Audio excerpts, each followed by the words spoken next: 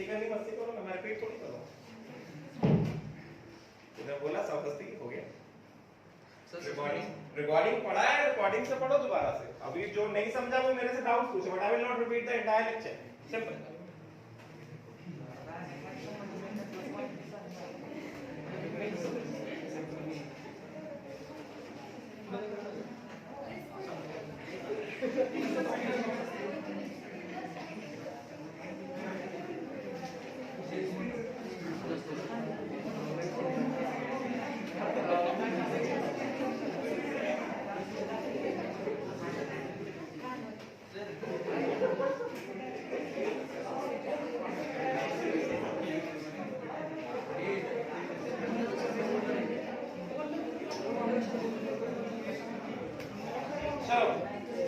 Examples of electrolysis based on attacking electrodes means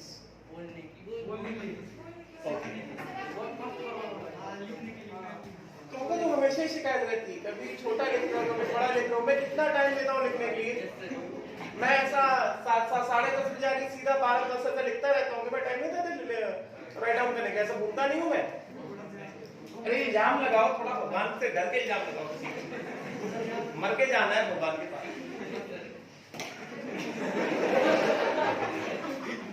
now चलो, examples of electrolysis.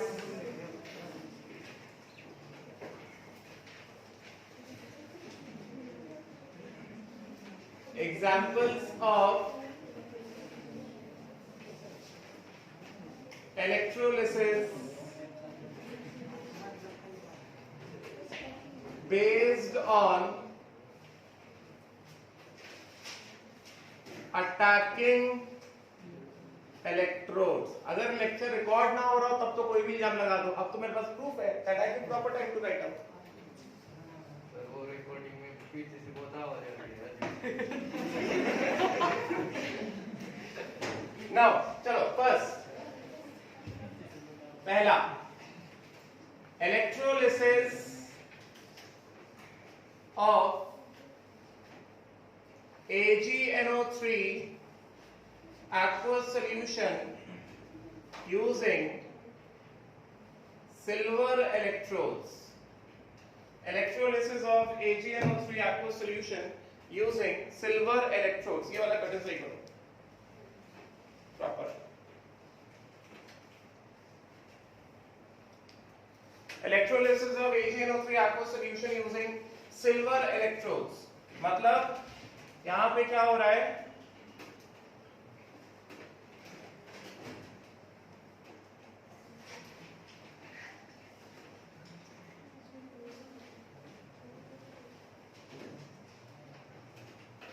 Over here we have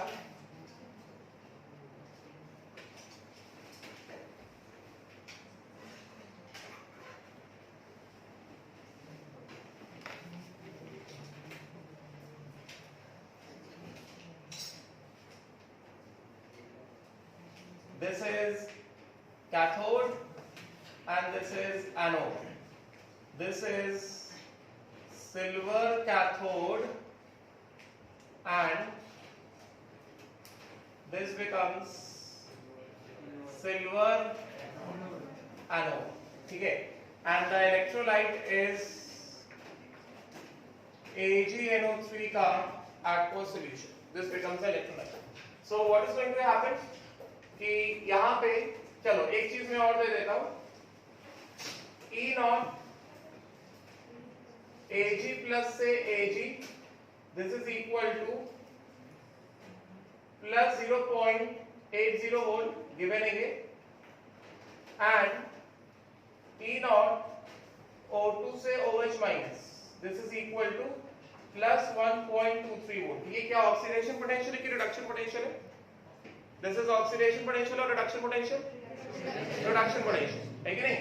Ag plus Ag is reduction। This is what oxidation potential है, reduction potential? Reduction potential O2 से O minus, ठीक है ना? Getting? तो ये मैंने reduction potential के values को दिया हुआ, right? Getting? Now अभी ये given data था, अभी कैसे proceed किया जाए? AgNO3 का aqueous solution ये क्या देगा, Ag plus aqueous plus NO3 minus aqueous, यही आएगा।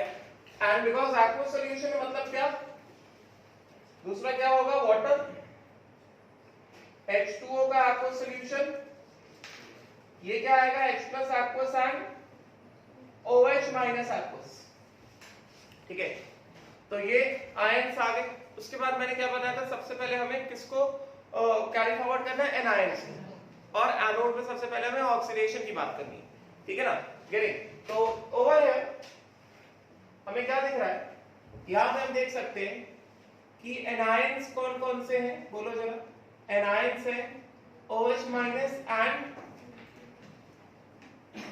NO3 minus, they migrate towards what, silver anode, ठीक है।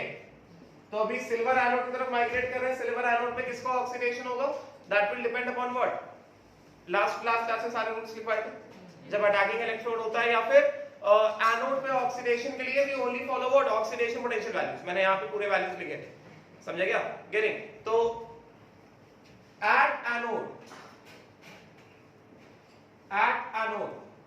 Oxidation will occur based on what, E0 oxidation values, समझे क्या।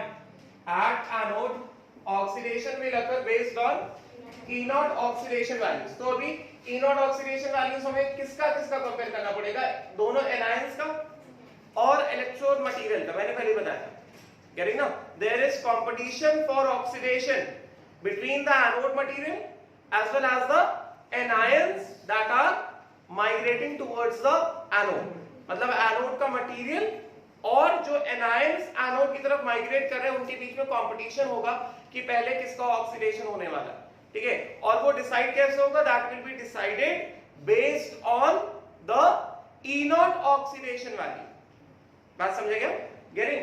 तो यहां पे किस तरह से डिसाइड किया जाएगा, since E0 oxidation will occur based on E0 oxidation values, that means competition for oxidation, ये सारी चीजें मैंने बताई हैं, at anode will occur between what, anode material and what, anions, getting now, and जिसका E0 ऑक्सीडेशन ज्यादा होगा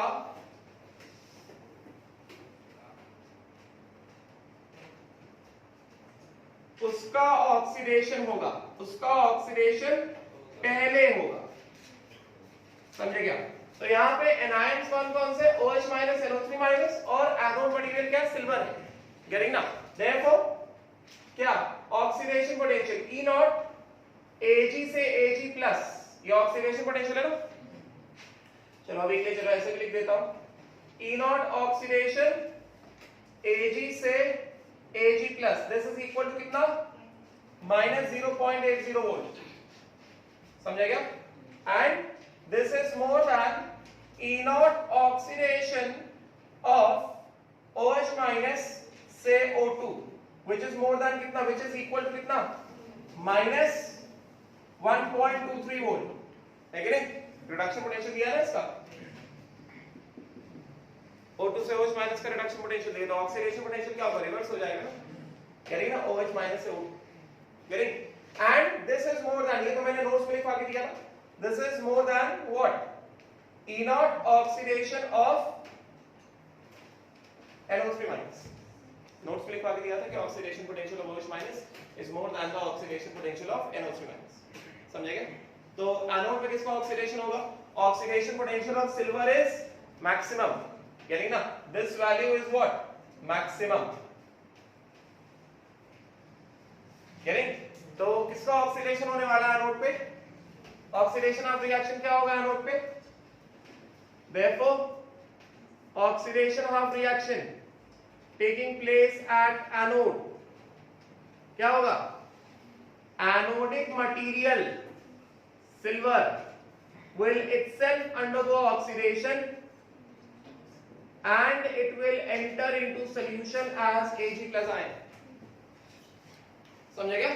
क्योंकि ऑक्सीडेशन पोटेंशियल जो है वो एनोडिक मटेरियल का सबसे ज्यादा है। एनायंस पहुंचे एनोड के पास और एनोड खुद बैठा हुआ है, ठीक है। एनोड क्या है? मेटल है, और यहाँ पे हमने कौन सा मेटल यूज किया? हमने रिएक्टिव मेटल यूज किया है, समझे क्या? तो रिएक्टिव मेटल को ऑक्सीडेशन पोटेंशियल पहुंचने वाले एनायन से ज्यादा निकला, तो एनायंस का ऑक्सीडेशन नहीं होने वाला है, जो एनोडिक मटेरियल है उसका ऑक्सीडेशन होगा। क्लियर हुआ क्या? बात समझ में आई? अटैकिंग इलेक्ट्रोड्स में यही खास बात है, क्लियर ना? राइट। तो इस वाले केस में यहां पे क्या बताएंगे? That means anode material, anode जो कि सिल्वर का है material itself undergoes oxidation, itself undergoes oxidation and enters into electrolyte as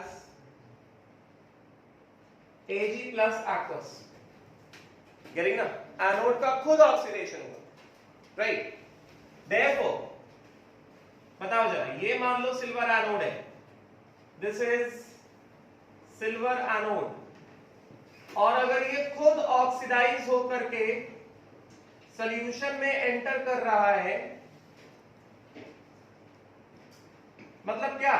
ये मेटल डिसॉल्व हो रहा है ना सॉल्यूशन में, ये मेटल क्या हो रहा है? डिसॉल्व हो रहा है ना, because anode itself undergoing oxidation, anode खुद ऑक्सीडाइज होता जा रहा है, मतलब this is getting dissolved in the aqueous solution. तो इस केस में क्या होगा? Since anode is getting oxidized,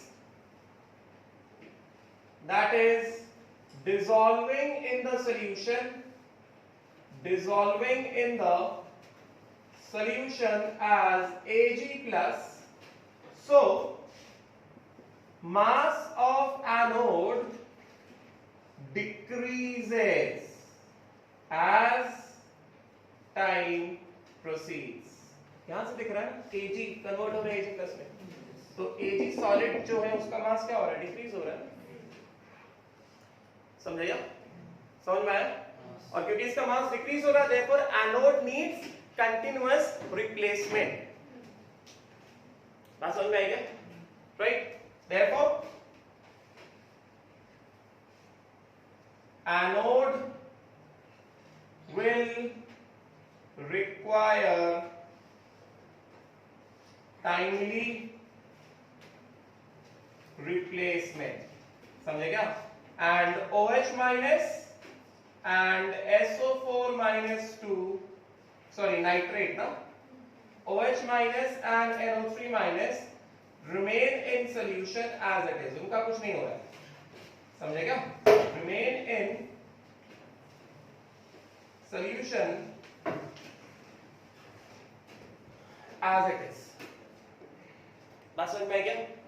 oxidation at anode, anode खुद ऑक्सीडाइज हो रहा है, क्योंकि यहाँ पे एनोड जो वो रिएक्टिव मेटल है, समझे क्या? And generally most of the metals का जो ऑक्सीडेशन पोटेंशियल जो होता है वो नॉन मेटल के मुकाबले कैसा होता है? ज्यादा होता है ना।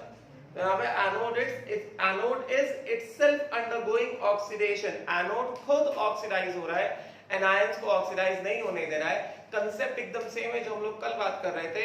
एनायंस पहुंचे एनोड पे, जो मैंने स्टेटमेंट बोला था, एनोड पे उसका ऑक्सीडेशन होगा जिसका ऑक्सीडेशन पोटेंशियल ज्यादा है, और जब एनायंस एनोड पे पहुंचते हैं then there occurs a competition, oxidise होने के लिए कंपटीशन हो जाता है किसके बीच में? एनोडिक मटेरियल और पहुंचने वाले एनायंस के बीच में, समझे क्या? राइट। और उस कंपटीशन में कौन जीतता है? जिसका ऑक्सीडेशन पोटेंशियल ज्यादा है, ठीक है ना? राइट। तो यहां पे ऑक्सीडेशन पोटेंशियल किसका ज्यादा निकला? सिल्वर एनोड, खुद एनोड मटेरियल का ऑक्सीडेशन पोटेंशियल ज्यादा निकल गया, इस वजह से खुद एनोड इटसेल्फ क्या हो रहा है, वो ऑक्सीडाइज। बात समझ में आई क्या? चलिए इसको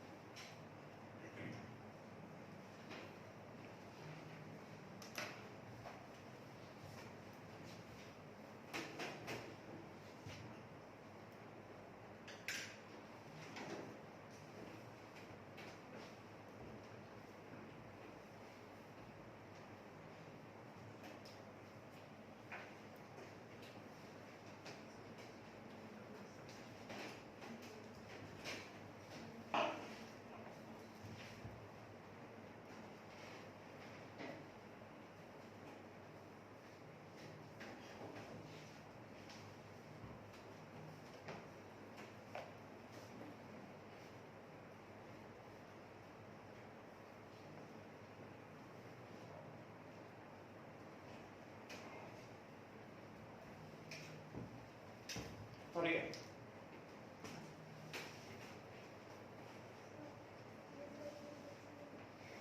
क्या चीज इस साइड पर क्या लिखा है इसमें? ऑक्सीडेशन ऑफ रिएक्शन लिखा है। जो सिल्वर मटेरियल है, एनोड का जो मटेरियल है वो ऑक्सीडाइज होकर सॉल्यूशन में आ रहा है।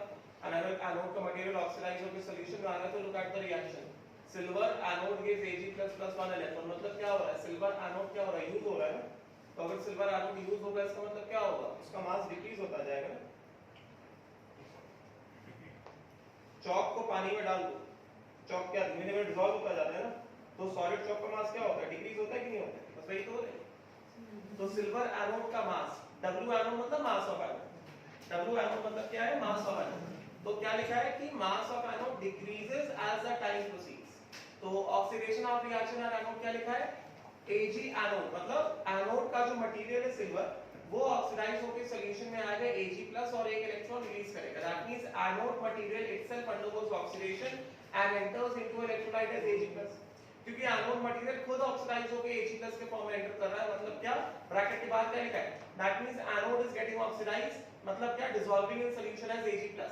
इसका मतलब डायग्राम में देखो Ag एनोड है, वो Ag कंज्यूम हो रहा है, Ag+ बन के सॉल्यूशन में आ रहा है। तो Ag का बहुत सारा पार्ट सॉल्यूशन में जा रहा है, तो सॉलिड Ag का मास क्या हो रहा है? डिक्रीज हो रहा है। मतलब एनोड का मास क्या हो रहा है? डिक्रीज हो रहा है। जहां पे एनोड का ऑक्सीडेशन होता है वहां पे एनोड का मास हमेशा डिक्रीज होता है। समझेगा? करेक्ट। इसका मतलब क्या हो गया? इसका मतलब ये हो गया क्योंकि धीमे धीमे एनोड का मास डिक्रीज होता जाएगा, it means anode will require timely replacement. क्योंकि धीमे धीमे एनोड खत्म हो रहा है, तो जब पूरा खत्म हो जाएगा तो कुछ टाइम बाद इसको रिप्लेस करना पड़ेगा। Anode will require timely replacement and जो बाकी आयंस है OH- और NO3- they will remain in the solution as it is. उनका ऑक्सीडेशन नहीं हो पा रहा है क्योंकि सिल्वर है, सिल्वर का ऑक्सीडेशन पोटेंशियल जो है क्या है? OH- और NO3- से ज्यादा है, तो सिल्वर ने उनके ऑक्सीडेशन को रोक कर। ठीक है, जल्दी करो। हुआ क्या? नहीं आइए, दिस इज मास। W मतलब मास।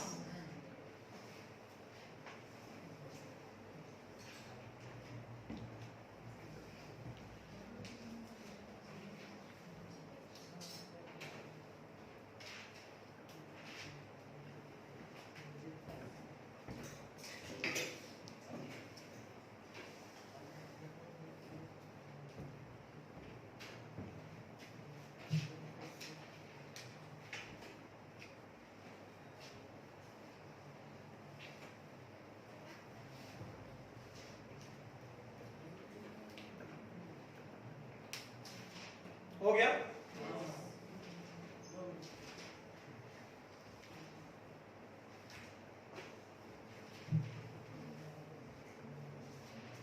नाउ ये हटा दो।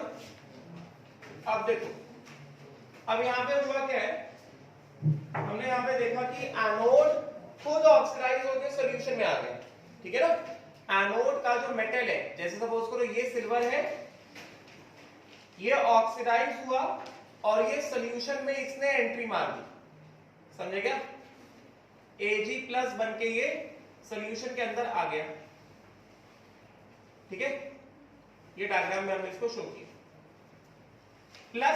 +1 इलेक्ट्रॉन ऑब्वियसली, ठीक है। अब एनोड की बात हमने कर ली, अभी कैथोड पे क्या होगा? C for cation, C for cathode, cations will move towards cathode, ठीक है, राइट। अब देखो जरा, ये हटाओ, क्या ये जो लिखा है हटाओ, डायग्राम में हटाओ। अब देखो कैटायंस कौन कौन से? कैटायंस बताओ। एक कैटायन Ag+ है, जो कहां से आ रहा है? कहां से आ रहा है? AgNO3 से आ रहा है कि नहीं? गेटिंग? सेकंड क्या है? Ag+, जो कि कहां से आया? From oxidation of silver anode, है कि नहीं? गेटिंग? एंड नेक्स्ट क्या है? ये कहां से आया? वाटर से आया, है कि नहीं? राइट। अभी कैथोड क्या है? सिल्वर कैथोड है। तो मैंने लास्ट टू लास्ट मतलब परसों के क्लास में बताया था कि अगर हमारे पास cathode, if cathode is made up of platinum, मतलब अगर इनर्ट कैथोड है, तो उस केस में किसका डिपोजिशन होगा, किसका डिपोजिशन नहीं होगा, या फिर किसका रिडक्शन होगा, किसका रिडक्शन नहीं होगा, कैसे डिसाइड किया जाएगा? ये based upon the reduction potential values. अगर हमारे पास इनर्ट कैथोड है तो कैसे डिसाइड करने का है? Based on the reduction potential values. Reduction potential values के बेसिस पे हम डिसाइड करेंगे इनर्ट कैथोड पे किसका रिडक्शन होने वाला है, समझे क्या? इनर्ट कैथोड के ऊपर जिसका रिडक्शन पोटेंशियल, जिस कैटायन का रिडक्शन पोटेंशियल ज्यादा है, उस कैटायन का रिडक्शन पहले होगा। किस केस में? In case of inert cathode, समझे क्या? बट अगर कैथोड भी अटैकिंग कैथोड हो गया, मतलब इनर्ट कैथोड नहीं है, तो उस केस में हमें क्या कंसीडर करना पड़ेगा? डिस्चार्ज पोटेंशियल कंसीडर करना पड़ेगा, समझे क्या? कैथोड पे कौन पहले डिपॉजिट होगा? We have to consider the discharge potential. जैसे कल वाला हमने एग्जांपल लिया था, मरकरी कैथोड हमने ले लिया था। तो कल के एग्जांपल में जो हमने मरकरी कैथोड लिया था, उसमें हमने क्या देखा था कि मरकरी के सरफेस के ऊपर अगर सोडियम जा रहा है तो सोडियम आसानी से उसके साथ अमलगम बना लेगा, है कि नहीं? तो जो हमने एग्जांपल लिया था NaCl के aqueous सॉल्यूशन का, तो उसमें Na+ कैटायन था और H+ कैटायन था। एंड अगर हमने मरकरी कैथोड लिया है तो उस मरकरी कैथोड के सरफेस के ऊपर सोडियम जाके डिपॉजिट होगा, H+ जाके डिपॉजिट नहीं होगा, क्योंकि डिस्चार्ज पोटेंशियल मतलब डिपॉजिट होने में जो एनर्जी सोडियम को लग रहा है वो कम है एज कंपेयर्ड टू डिपॉजिट होने में जो एनर्जी हाइड्रोजन को लग रहा है। मैंने सिंपल सा एग्जांपल दिया था। क्या एग्जांपल लिया था? कि हमारे घर पे जो भी पर्सन आएगा, अगर हम उसके साथ फेमिलियर हैं तो वो आसानी से हमारे घर में आ सकता है, अगर हम फेमिलियर नहीं है तो फिर वो आसानी से हमारे घर में नहीं आ सकता है। जैसे मरकरी के साथ सोडियम फेमिलियर है, they both mix together nicely to form what? Sodium mercury amalgam. और हाइड्रोजन उतना अच्छे से मिक्स नहीं होता है, तो मरकरी को कोई प्रॉब्लम नहीं है कि सोडियम आके डिपॉजिट हो जाए। मरकरी अलाउ करेगा सोडियम को डिपॉजिट होने के लिए, मगर मरकरी को प्रॉब्लम रहेगी अगर सोडियम के बजाय हाइड्रोजन आके डिपॉजिट होगा। तो मरकरी क्या करने वाला? थोड़ा सा रेजिस्टेंस ऑफर करेगा। तो हाइड्रोजन को डिपॉजिट होने के लिए एनर्जी चाहिए, डिस्चार्ज, समझेगा?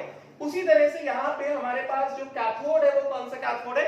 सिल्वर का कैथोड है, ठीक है। अभी सिल्वर के सरफेस के ऊपर हमको हमारे घर में घुसने से कोई नहीं रोकता है, करेंगे ना?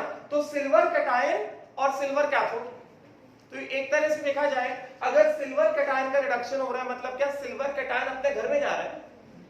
सिल्वर के सरफेस के ऊपर ये जो सिल्वर कैथोड है, इसके ऊपर कौन से? सिल्वर के एटम्स है ना। तो इतने सारे सिल्वर के एटम्स के बीच अगर एक और सिल्वर का एटम आ जाएगा तो क्या दिक्कत है? कोई दिक्कत नहीं, करेंगे ना? मतलब क्या? सिल्वर कैटायन को सिल्वर के सरफेस के ऊपर डिपॉजिट होने से कोई नहीं रोक सकता। मतलब सिल्वर कैटायन को सिल्वर के सरफेस के ऊपर डिपॉजिट होने के लिए बहुत कम एनर्जी लगेगा एज कंपेयर टू हाइड्रोजन, क्योंकि हाइड्रोजन का एटम और ये सिल्वर का एटम सेम थोड़ी होते हैं, अलग अलग होते हैं। तो हाइड्रोजन का एटम सिल्वर के एनवायरनमेंट में जाएगा और सिल्वर का एटम अगर सिल्वर के एनवायरनमेंट में जाएगा तो किसको ज्यादा एनर्जी लगेगा? हाइड्रोजन को ज्यादा एनर्जी लगेगा, क्योंकि सिल्वर तो अपने घर पे जा रहा है। कह रही ना, सिल्वर को सिल्वर पे डिपॉजिट होने के लिए it will not require any much energy, discharge potential will be very less as compare to hydrogen. समझेगा? तो सिंपल सा कंसेप्ट है, जब हमारे पास अटैकिंग कैथोड्स होते हैं तो उस केस में हम लोग क्या कंसीडर करते हैं? डिस्चार्ज पोटेंशियल कंसीडर करते हैं। और यहाँ पे डिस्चार्ज पोटेंशियल के हिसाब से हमें क्या पता चल रहा है? सिल्वर के सरफेस के ऊपर सिल्वर को डिपॉजिट होने के लिए बहुत कम एनर्जी लगेगा, मगर सिल्वर के सरफेस के ऊपर हाइड्रोजन को डिपॉजिट होने के लिए कम एनर्जी लगेगा। सॉरी, उल्टा बोल दिया। सिल्वर के सरफेस के ऊपर सिल्वर को डिपॉजिट होने के लिए बहुत कम एनर्जी लगेगा, मतलब डिस्चार्ज पोटेंशियल कम होगा, मगर हाइड्रोजन को सिल्वर के सरफेस के ऊपर डिपॉजिट होने के लिए कंपैरेटिवली ग्रेटर एनर्जी लगेगा, है कि नहीं? सिंपल इससे रिलेट करो। हमको हमारे घर में घुसने से कोई नहीं रोकता, बट अगर हम किसी दूसरे घर में जाएंगे तो परमिशन लेना पड़ेगा, है कि नहीं? राइट? तो यहां पे सिंस कैथोड क्या है, हमने दो ही कैटेगरीज देखे कैथोड में। एक बार जब इनर्ट कैथोड होगा तो इनर्ट रिडक्शन से करना है, अगर अटैकिंग कैथोड है तो डिस्चार्ज पोटेंशियल से करना है। डिस्चार्ज पोटेंशियल में दो ही केसेस बताए, Hg के ऊपर सोडियम अमलगम बना लेते, या फिर गिवन मेटल के ऊपर उसी मेटल का कैटायन अगर डिपॉजिट होगा तो आसानी, बस यही दो केसेस बताए जो सिलेबस में, ठीक है ना? राइट? तो since cathode is made up of silver, मतलब क्या? अटैकिंग कैथोड है, यानी देयरफॉर क्या बोला जाएगा? Discharge potential means what? Energy required to get reduced on the surface of cathode. समझेगा?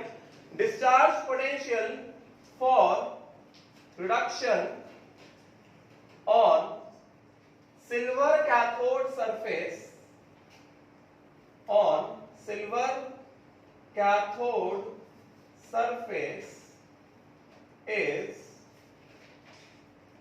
Ag plus के लिए कम है, H प्लस के लिए ज्यादा है।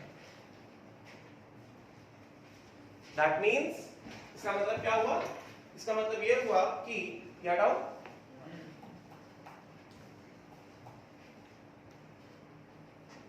It means that means Ag plus will require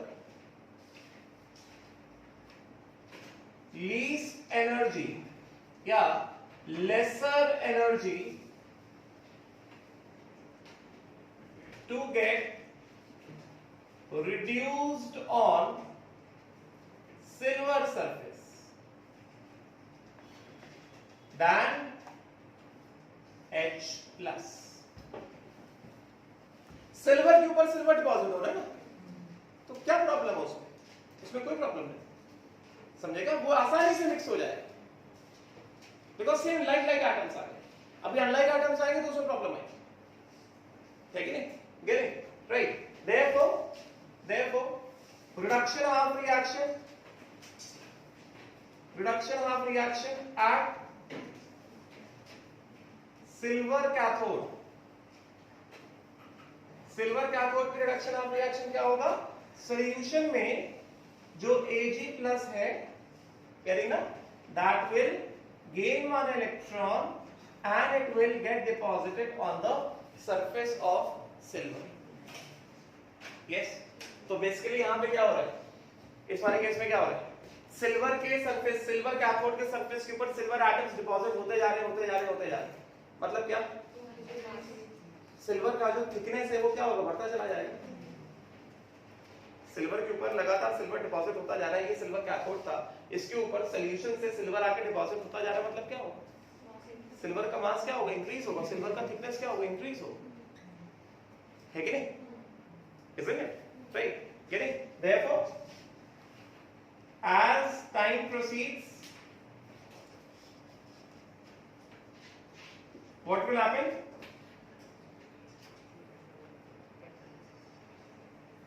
Mass of silver cathode increases due to continuous deposition over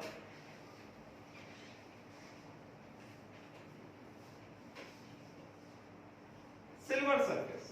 obvious सी बात है ना, ये वाला रिएक्शन आगे जा रहा है ना टाइम के साथ। तो सॉल्यूशन का Ag plus is getting deposited on the surface of silver. तो मतलब एक तरह से देखो, बात को सुना ध्यान, सब इंपॉर्टेंट चीज, रिडक्शन रिएक्शन अब क्या बोल बता दिया। अब एक तरह से देखा जाए, यहां पे हो क्या रहा है, what is happening over here, anode का जो मटेरियल था वो ऑक्सीडाइज होके इलेक्ट्रोलाइट में आया है कि नहीं, और वही Ag प्लस जो है जाके डिपॉजिट हो रहा है किसमें, कैथोड पे। तो क्या हम ये कह सकते हैं कि indirectly there is a transfer of mass from anode to cathode. Anode का सिल्वर ऑक्सीडाइज होके आया इलेक्ट्रोलाइट में, और वही सिल्वर जाके डिपॉजिट हो गया किसमें, कैथोड के सरफेस के ऊपर। गेटिंग? तो एनोड का मास डिक्रीज होता जा रहा है, कैथोड का मास इंक्रीज होता जा रहा है। मतलब क्या, एनोड पे जो मास डिक्रीज हो रहा है वही ट्रांसफर हो रहा है किधर, इस कैथोड पे।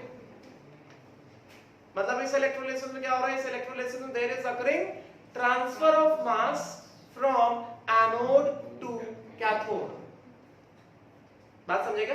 गेटिंग? और यहां पे हम दिखा सकते हैं कि ये जो सिल्वर कैथोड है, दिस इज सिल्वर कैथोड, इस पे Ag प्लस आके, बहुत सारे Ag प्लस आके इस पे क्या हो रहा है, डिपॉजिट होते जा रहे हैं, कह रही ना। मतलब क्या, मास इंक्रीजेस, ऑब्वियस बात है, सो मास क्या होता जाएगा, इंक्रीज होता जाएगा, राइज होता जाएगा, कह रही। एंड ओवरऑल यहां पे हमें क्या दिख रहा है, चलो अब इंपॉर्टेंट चीज ये हटा दो। नाउ इंपॉर्टेंट बात को सुनना ध्यान से,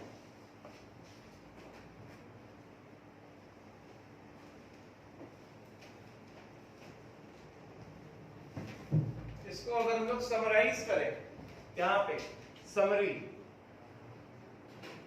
ये हुआ क्या है यहां पे ऑक्सीडेशन हाफ रिएक्शन में क्या हुआ, एनोड पे जो ऑक्सीडेशन हाफ रिएक्शन हुआ, सिल्वर का जो एनोड था वो ऑक्सीडाइज होके आया सॉल्यूशन में, समझेगा, right. And reduction half reaction में कैथोड पे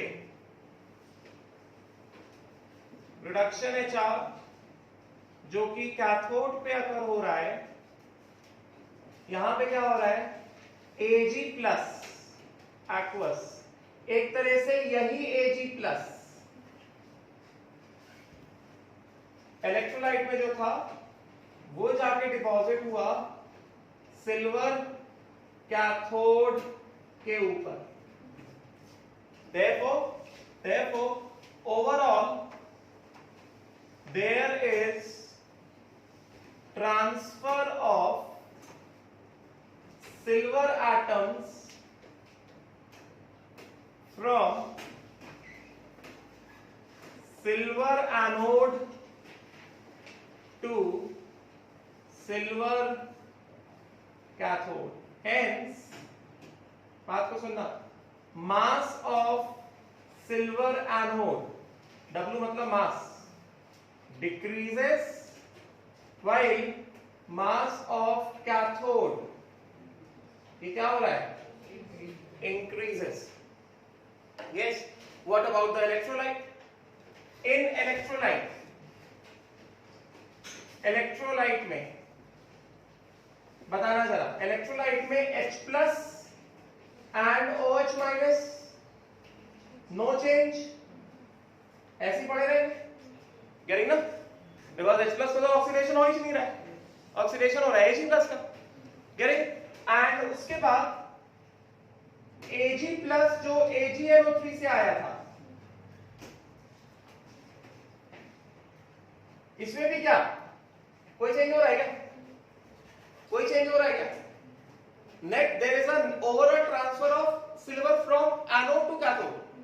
AgNO3 का जो सिल्वर है वो तो एज इट इज है ना, इसमें तो कोई चेंज नहीं हो रहा। एक सिल्वर एटम ऑक्सीडाइज होके एक Ag प्लस बना और वही Ag प्लस जाके रिड्यूस हो गया। इलेक्ट्रोलाइट के Ag प्लस को तो कोई डिस्टर्ब ही नहीं किया, है कि नहीं? No disturbance for the Ag plus of electrolyte, समझेगा? गेटिंग? तो Ag प्लस फ्रॉम AgNO3, इसमें क्या कोई चेंज है क्या? No change, getting? And NO3 minus, anode पे तो OH माइनस का ऑक्सीडेशन नहीं हुआ है, NO3 माइनस का भी ऑक्सीडेशन नहीं हुआ, गेटिंग? तो NO3 माइनस फ्रॉम AgNO3, इसमें कोई चेंज है क्या? No change. इसका मतलब क्या हुआ? मोल्स ऑफ AgNO3, कोई चेंज आया क्या? वाटर, ये कंबाइंड क्या है? ये वाटर है ना, वाटर को किसी ने डिस्टर्ब किया क्या? वाटर को किसी ने डिस्टर्ब नहीं किया, मतलब वॉल्यूम ऑफ सॉल्यूशन चेंज हुआ क्या? वॉल्यूम ऑफ सॉल्यूशन किस वजह से होता है? पानी की वजह से होता है ना। पानी में लाके सॉलिड AgNO3 डिसॉल्व कर दिया, तो पानी को तो किसी ने नहीं डिस्टर्ब किया ना, तो पानी भी एज इट इज है, मोल्स ऑफ AgNO3 भी एज इट इज है, मतलब कंसंट्रेशन ऑफ AgNO, यहां से पूछा जाता है कंसंट्रेशन ऑफ AgNO3 में कोई चेंज आया क्या? Moles of AgNO3 as it is है, बिकॉज यहां पे वाटर में ना ही H प्लस का इलेक्ट्रोलिसिस हुआ ना ही OH माइनस का इलेक्ट्रोलिसिस हुआ है, वाटर का इलेक्ट्रोलिसिस हुआ ही नहीं है। Overall there is a transference of silver from anode to cathode. Electrolyte में जो H2O था वो एज इट इज है, तो उसके वॉल्यूम में भी कोई चेंज नहीं आया। अगर मान लो वाटर से H प्लस H2 के फॉर्म में निकल जाता, OH माइनस O2 के फॉर्म में निकल जाता, तो वाटर का कंजम्पशन होता ना, तो वाटर का वॉल्यूम क्या होता? डिक्रीज होता। मगर यहाँ पे ऐसा कुछ हो रहा है क्या? ऐसा कुछ भी नहीं हो रहा है, नथिंग इज हैपनिंग, मतलब volume of water is also fixed, no change in the volume of water, getting? तो मोल्स ऑफ AgNO3 में no change, volume of water में नो चेंज, इसका मतलब कंसंट्रेशन ऑफ AgNO3 में देयर इज नो चेंज। ये सवाल पूछते हैं कि इस वाले इलेक्ट्रोलिसिस में कंसंट्रेशन ऑफ इलेक्ट्रोलाइट चेंज होगा कि नहीं होगा, तो इसका आंसर क्या है? Concentration of electrolyte will not change, समझा क्या? गेटिंग? तो यहां पे क्या बताएंगे? सिंस, ये बात समझ में आई क्या? वाटर के लिए there is no change, therefore volume of solution is constant. इसका मतलब क्या हुआ? Molarity of AgNO3 is equal to कितना? No change. Molarity of AgNO3 क्या? Moles of AgNO3 upon volume of solution, इसमें क्या? There is no change. Clear हुआ? हाँ, डाउट इसमें? नहीं? पक्का? जल्दी इसको लास्ट का एनालिसिस समझ में आया क्या? क्वेश्चन यहां से आते हैं, एनालिसिस वाले पार्ट से आते हैं।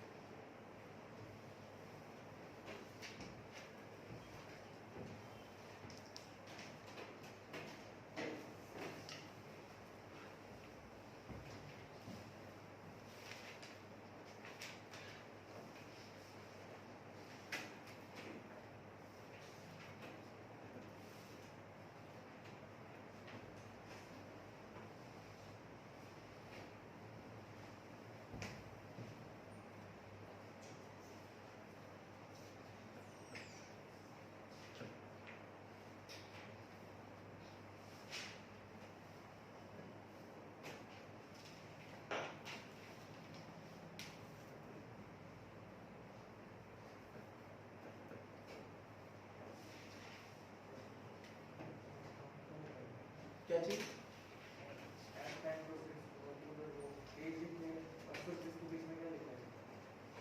Mass of silver cathode increases because of continuous deposition over AG surface.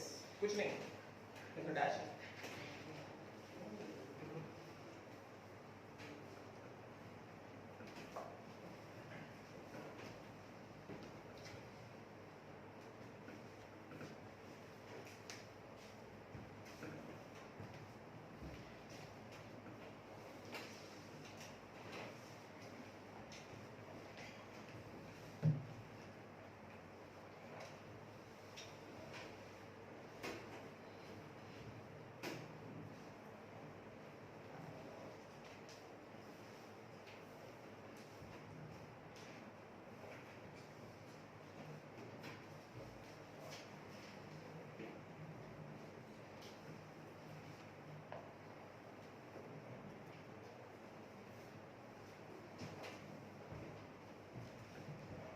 Three minutes more, जल्दी.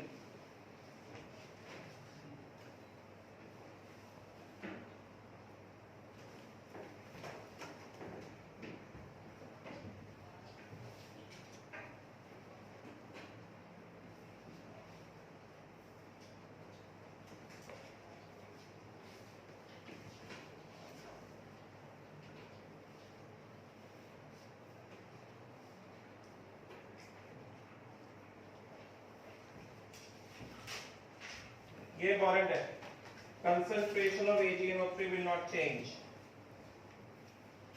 because water का electrolysis नहीं हुआ है. ना ही H+ निकला है, ना ही OH- निकला है. तो water as it is है. No disturbance in the volume of water. No disturbance in the moles of AgNO3.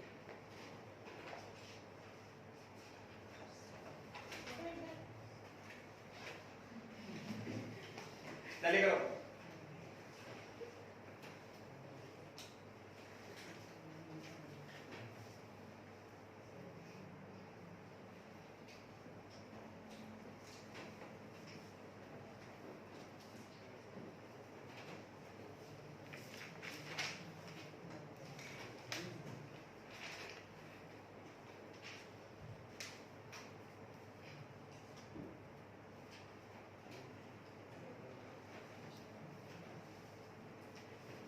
क्या बात कर रहा है? गवर्नमेंट ने कहा है सोशल डिस्टेंसिंग. गुस्सा जा रहा है वहां पे. बता रहे.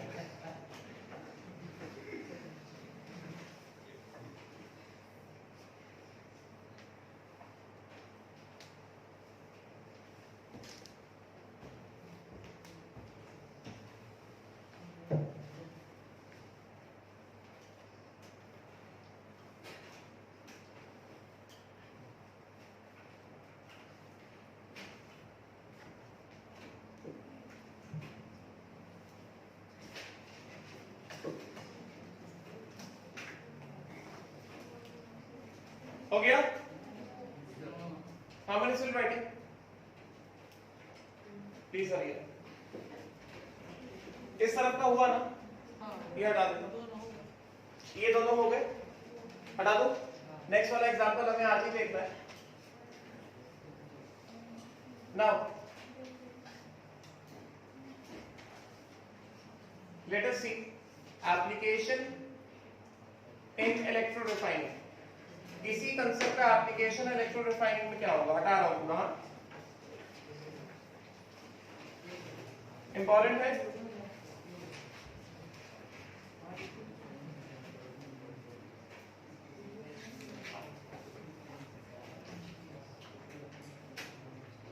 बात ना करो.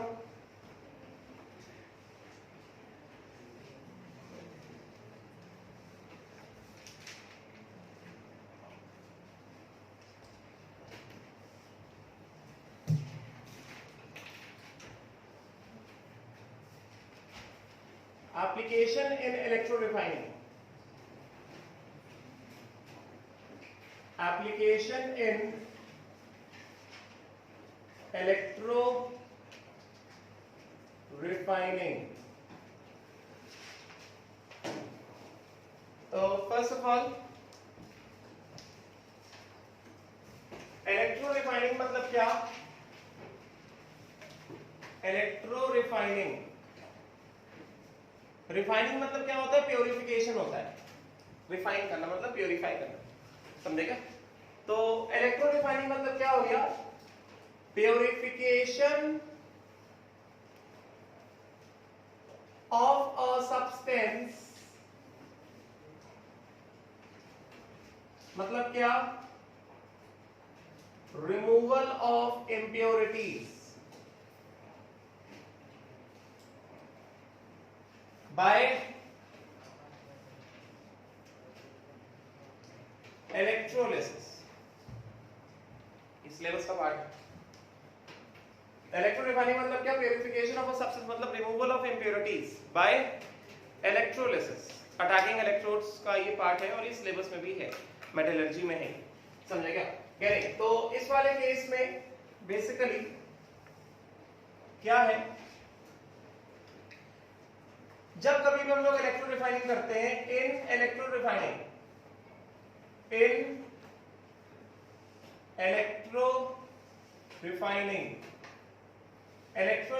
में क्या क्या होता है?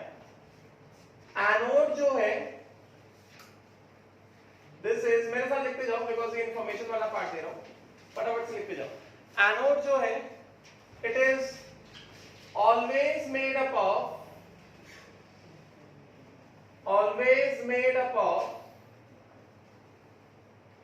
thick sheet of impure metal. Anode is always made up of thick sheet of impure metal. समझेगा? अभी समझ में आएगा कि एनोड को हमने इम्प्योर मेटल क्यों लिया है। Cathode is always made up of, in electro refining, it is always made up of thin sheet of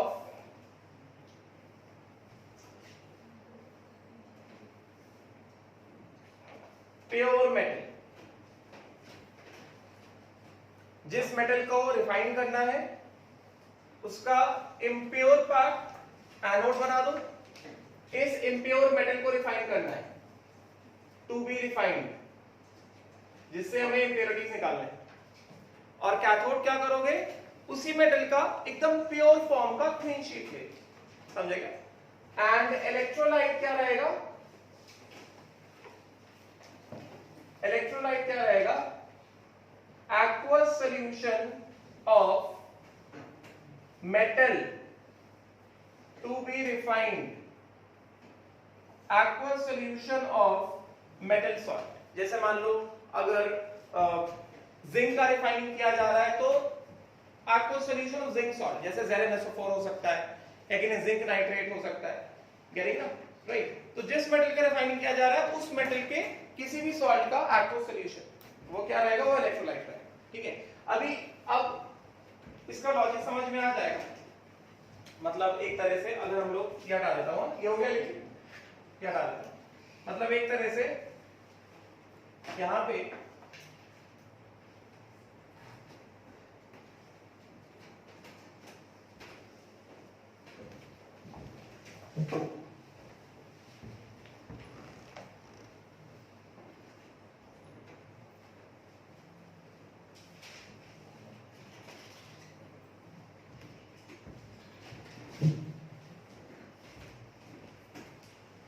यहां पे बेसिकली होगा क्या? जैसे फॉर एग्जाम्पल, अभी समझ में आएगा, बात ना करो। For example, refining of, electro refining, अभी लिखते जाओ मेरे साथ, इलेक्ट्रो रिफाइनिंग ऑफ जिंक। जैसे इलेक्ट्रो रिफाइनिंग ऑफ जिंक, तो इलेक्ट्रो रिफाइनिंग ऑफ जिंक अगर हमने किया तो एनोड क्या रहेगा? एनोड रहेगा thick sheet of impure zinc, anode रहेगा thick sheet of impure zinc. Cathode क्या रहेगा? thin sheet of pure zinc, समझेगा? एंड इलेक्ट्रोलाइट क्या रहेगा? aqueous solution of zinc salt. Suppose करो मैंने यहां पे क्या लिया, मैंने यहां पे लिया ZnSO4 का aqueous solution. बात समझ में आई क्या? ठीक है, तो मतलब अगर हम लोग यहां पे इसका इलेक्ट्रोलाइटिक सेल बनाते हैं,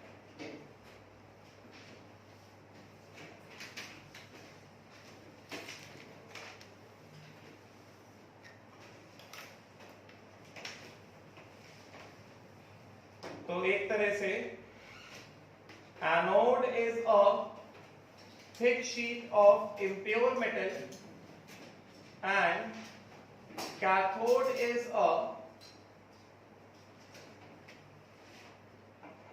very thin sheet of pure metal.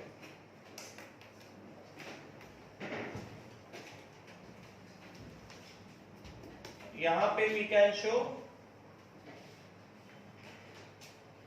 Battery, ये positive, anode is positive, cathode is negative, समझे क्या? So this is zinc pure and this is functioning as cathode, समझे क्या? And this is zinc impure and this is functioning as anode, right? And इसके बाद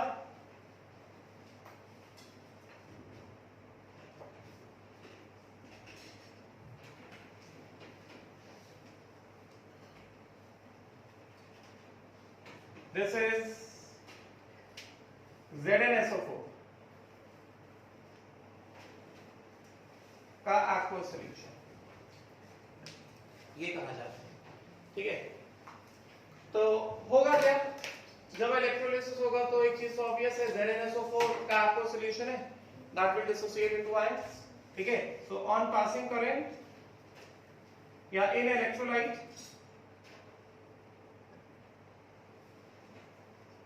और एक चीज मैं दे देता हूं यहाँ पे, let me just E dot Zn लिखते जाओ मेरे साथ, Zn प्लस 2 से Zn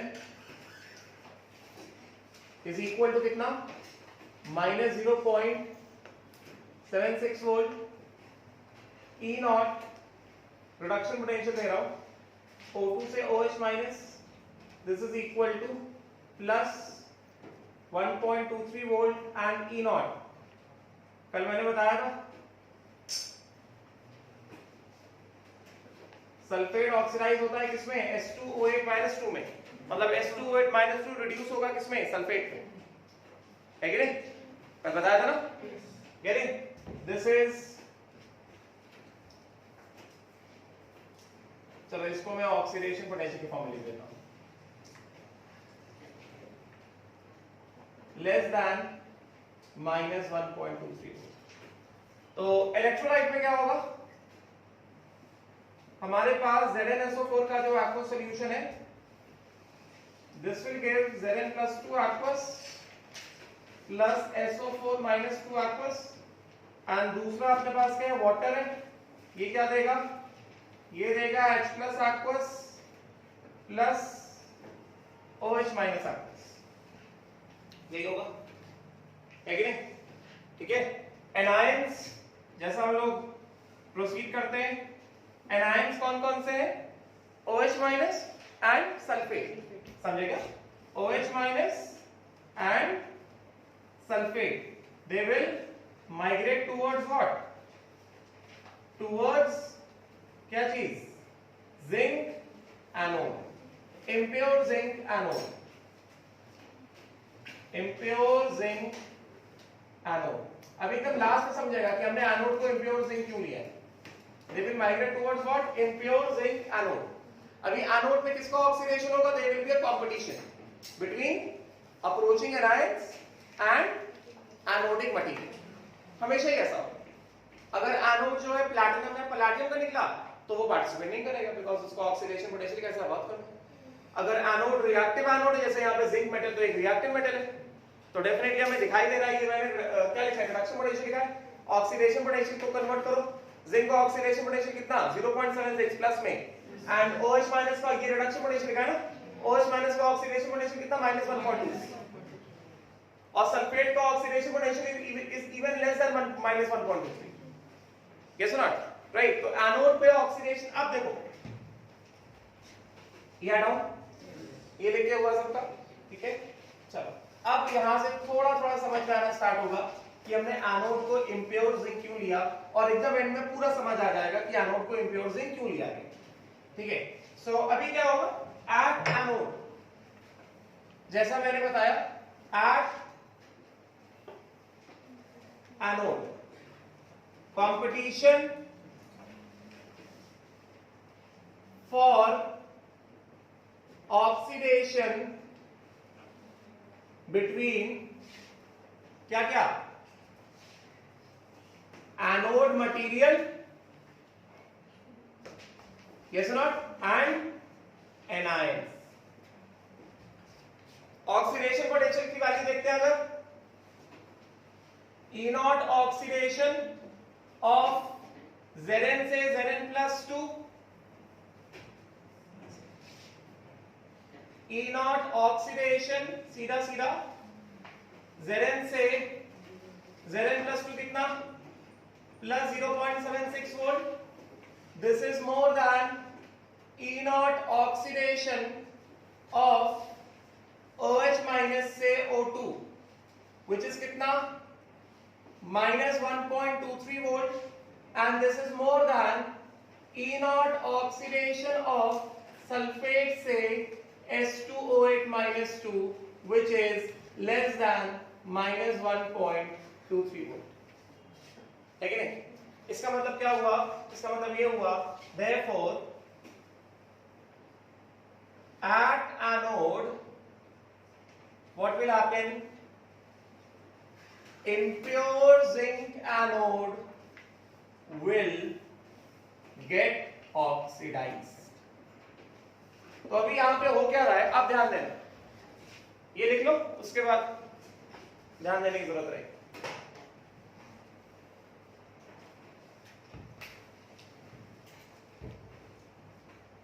लिख लियो,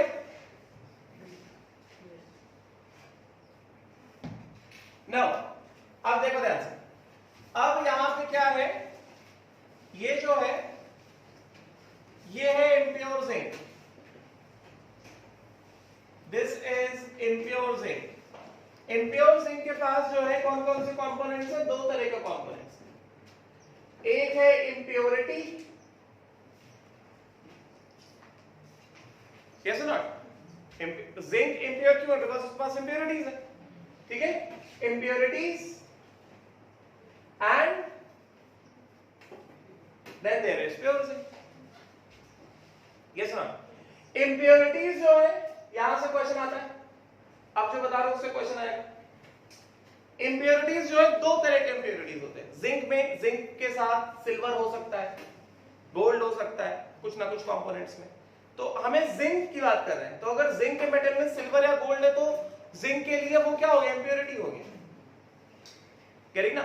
या फिर जिंक के साथ कोई रिएक्टिव मेटल हो सकता है, जैसे मैग्नीशियम हो गया, एल्युमिनियम हो गया, समझे क्या, बहुत सारा जिंक, उसमें कुछ ना कुछ स्मॉल फ्रैक्शंस में, ट्रेसेस में मैग्नीशियम है, तो फिर वो इंप्योरिटी रहेगा ना।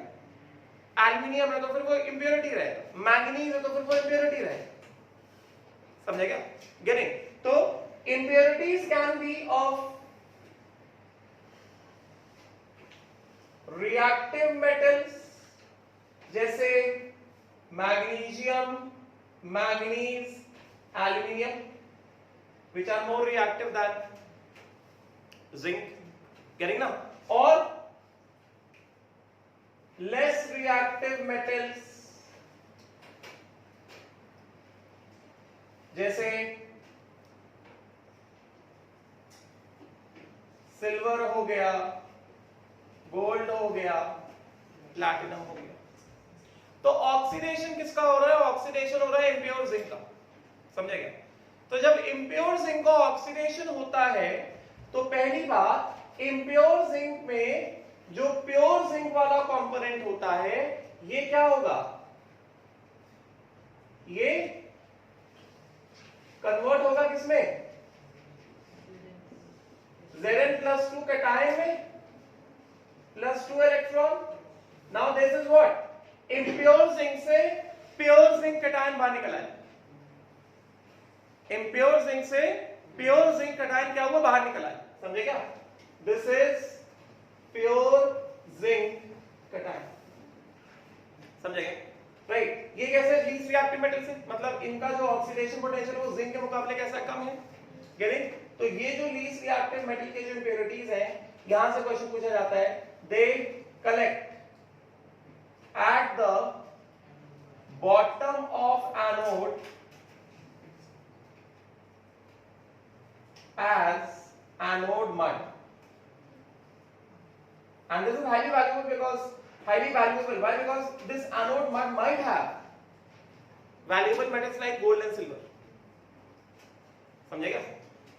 जिंक के सामने इनका ऑक्सीडेशन नहीं होगा ना, क्योंकि ये वो जो सीरीज लेकर भारत सरकार का नाम, मांगे अली मन से जा, है कि नहीं, और उसके बाद सिल्वर और क्यों होगी आज और पिटाई, वो कितना बाद में आया, कह ना, मांगे अली मन से जान, वो हाइड्रोजन से करीना से पहले आ गया जिंक, और क्यों होगी आज और पिटाई एकदम लास्ट में, क्यों मतलब कॉपर, होगी मरकरी, आज सिल्वर और गोल्ड। तो गोल्ड एंड सिल्वर का जो ऑक्सीडेशन पोटेंशियल वो जिंक के मुकाबले कैसा, बहुत कम है, तो वो एज इट इज रहेगा। और एनोड, ये जो एनोड है ना, ये जो एनोड दिखाया है, इसके नीचे बस ऐसा कलेक्ट हो जाएगा, समझे क्या, दिस इज एनोड मड, इसके नीचे बस ऐसा कलेक्ट हो जाएगा, क्योंकि जिंक क्या हो रहा है, ये तो धीमे धीमे डिसॉल्व हो रहा है, मतलब ये इसका मास डिक्रीज हो रहा है, slowly steadily it is going inside the solution, going into the solution in the form of Zn+2 cation। तो उसी तरह से जिंक का मास क्या होगा, एनोड का मास क्या हो रहा है, डिक्रीज हो रहा है, समझेगा। अब रही बात इनकी, इनका ऑक्सीडेशन पोटेंशियल क्या है, ज्यादा है, तो अगर जिंक का ऑक्सीडेशन हो रहा है तो इनका ऑक्सीडेशन मतलब हो चुका है, समझेगा राइट। तो ये जो रिएक्टिव मेटल इंप्योरिटीज है, रिएक्टिव मेटल इंप्योरिटीज है, they enter into the, simply they will just enter into the electrolyte and they remain dissolved, और कुछ नहीं होता इनका। रिएक्टिव मेटल इंप्योरिटीज, क्योंकि इनका ऑक्सीडेशन पोटेंशियल जिंक से ज्यादा है ना, तो अगर जिंक ऑक्सीडाइज हो रहा है मतलब ये तो और पहले ऑक्सीडाइज होंगे, मगर इनको जिंक के साथ ही ऑक्सीडाइज होना पड़ेगा, क्योंकि ये जिंक का जो एनोड, इंप्योर एनोड है, उसके अंदर डिसॉल्व है। तो जब वो जिंक घुलना स्टार्ट होगा, डिसॉल्व होना स्टार्ट होगा, तभी ये बाहर निकल के आएंगे, है कि नहीं, and they will dissolve in the solution as cations, they will remain dissolve. ये जो रिएक्टिव मेटल इंप्योरिटीज है, ये एनोड मड के फॉर्म में कलेक्ट नहीं होंगे, they will remain dissolve in the solution. ये जो इलेक्ट्रोलाइटिक सॉल्यूशन है ना, इसमें डिसॉल्व रहने वाले, समझेगा, ड्यूरिंग इलेक्ट्रोलिसिस। तो यहां पर बता सकते हैं यहां से कि ड्यूरिंग इलेक्ट्रोलिसिस, यहां पे ऐसे दिखा सकते, बात समझ में आ रही है कि नहीं, during electrolysis reactive metal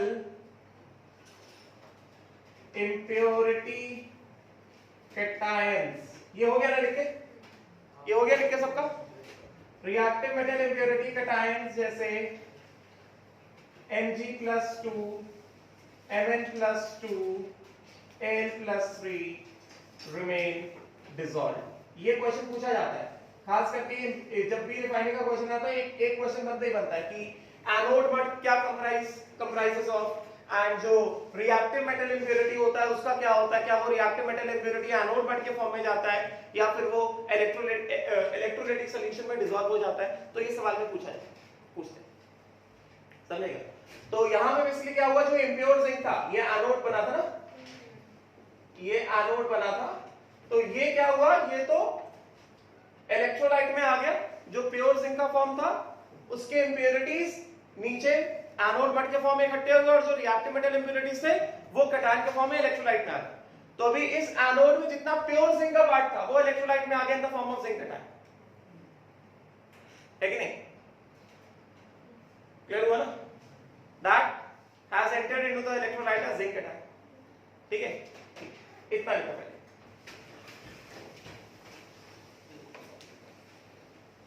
यहां से लिखना है।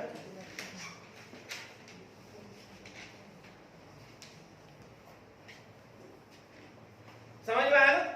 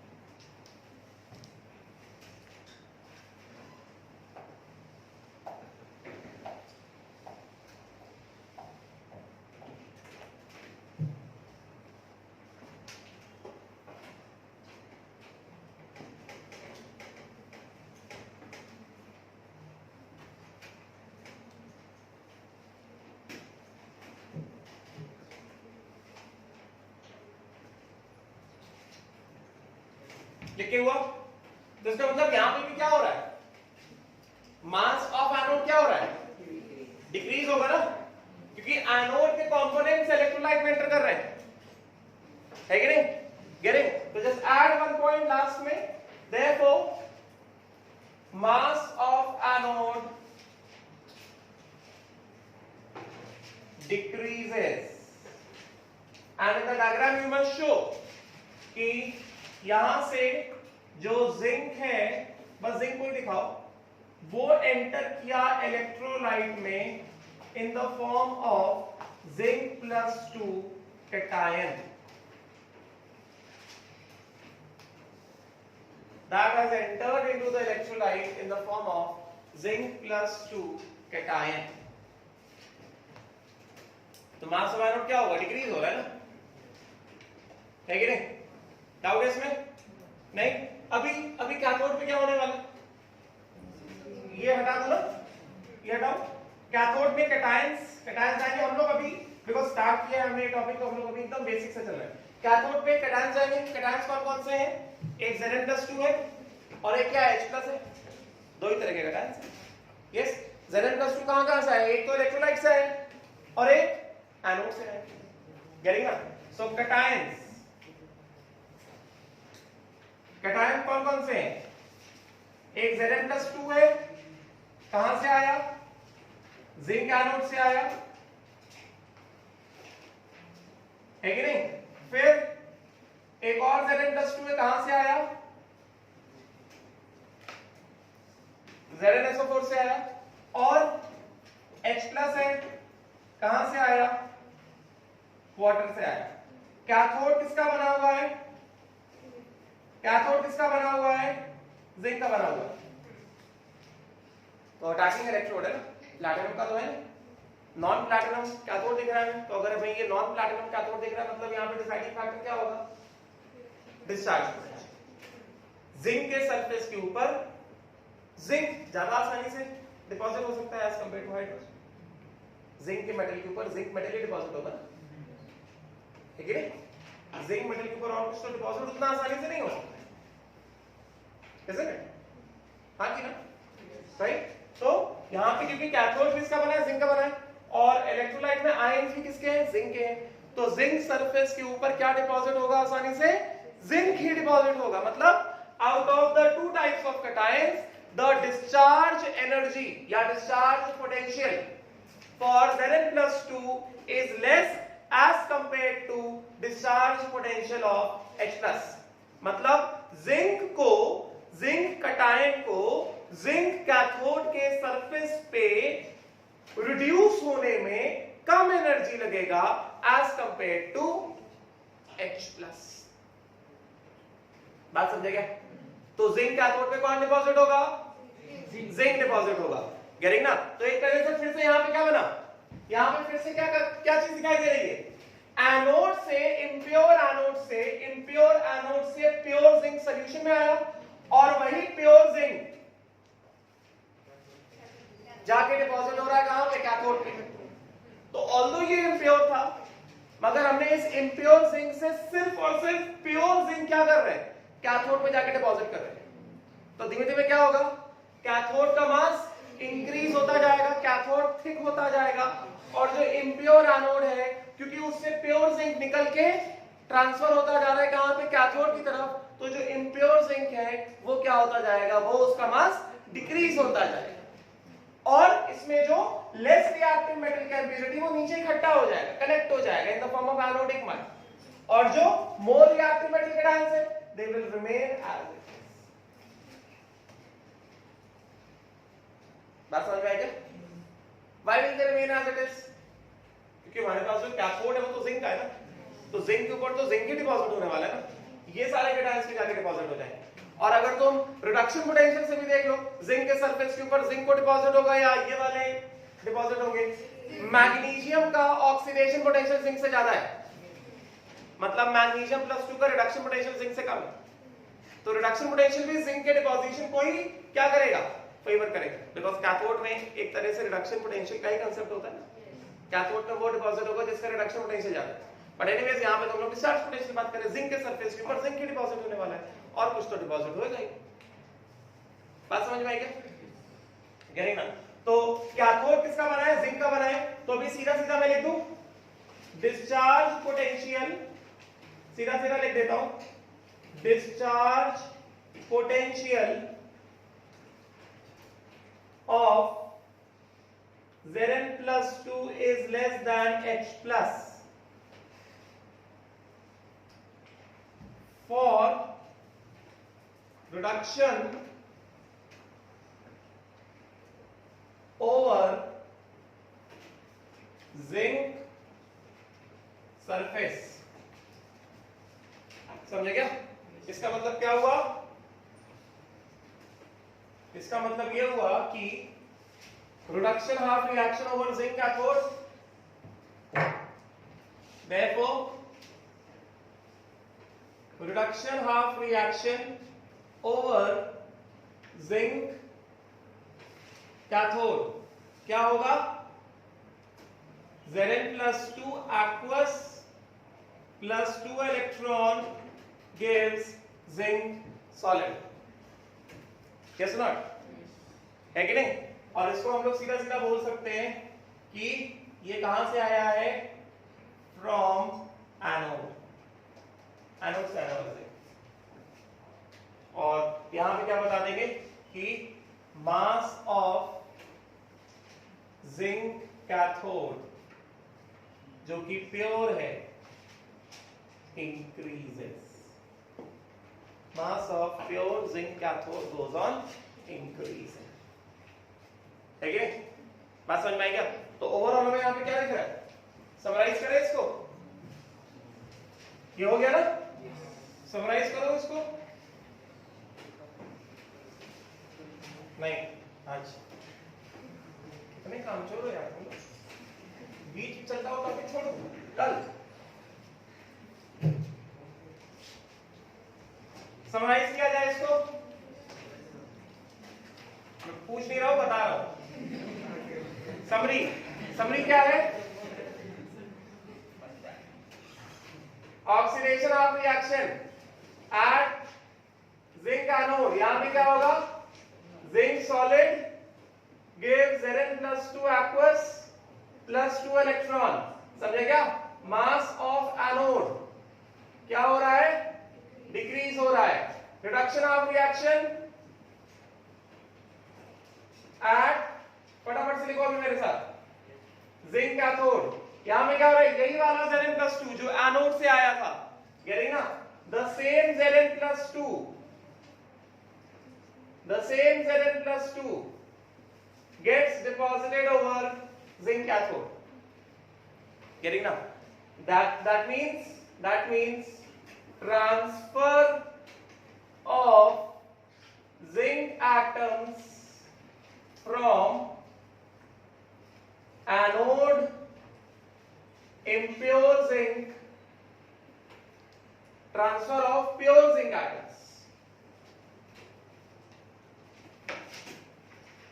Transfer of pure zinc atoms from anode impure zinc to pure zinc, ये क्या है, कैथोड।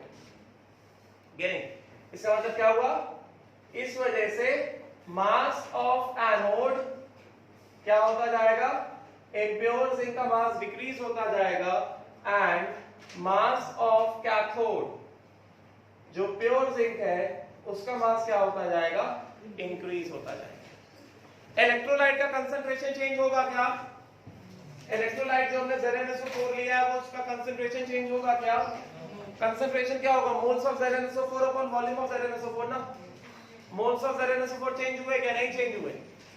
वाटर का इलेक्ट्रोलिसिस हो रहा है यहाँ पे, नहीं हो रहा है, तो concentration of ZnSO4 will not change at all. बात समझेगा, जैसे लास्ट केस में लिखा था concentration of AgNO3 was not changing, getting ना, तो आल्सो कंसंट्रेशन ऑफ, ये समझ में आया ना क्यों नहीं चेंज होगा, concentration of ZnSO4 remains constant, this will not change at all। बस अब 3 क्वेश्चन दे दो होमवर्क के लिए। कल क्या करने वाले हैं, जो मैंने कल 5 क्वेश्चन दिए थे और आज जो मैं 3 क्वेश्चन कर रहा हूं उनका कल हम लोग डिस्कशन करेंगे, ठीक है। ये हो गया लिख के, नहीं सब नहीं नाउ यहां पे मैं लिख देता हूं homework.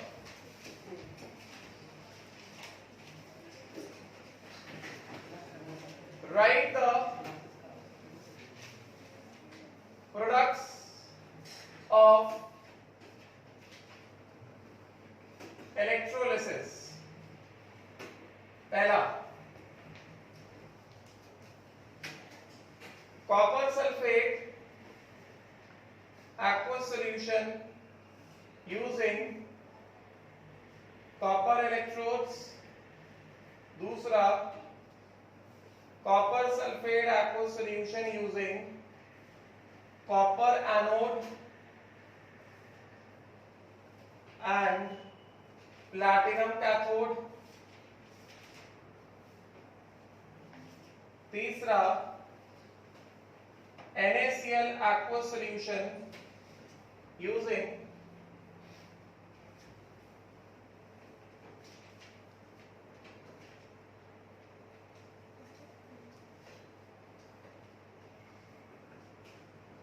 mercury electrodes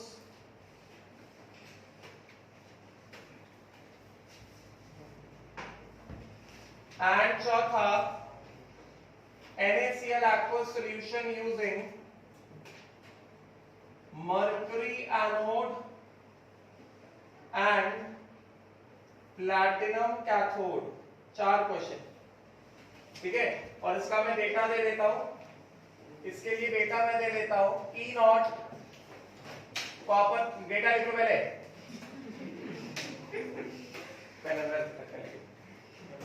E0 copper +2 से कॉपर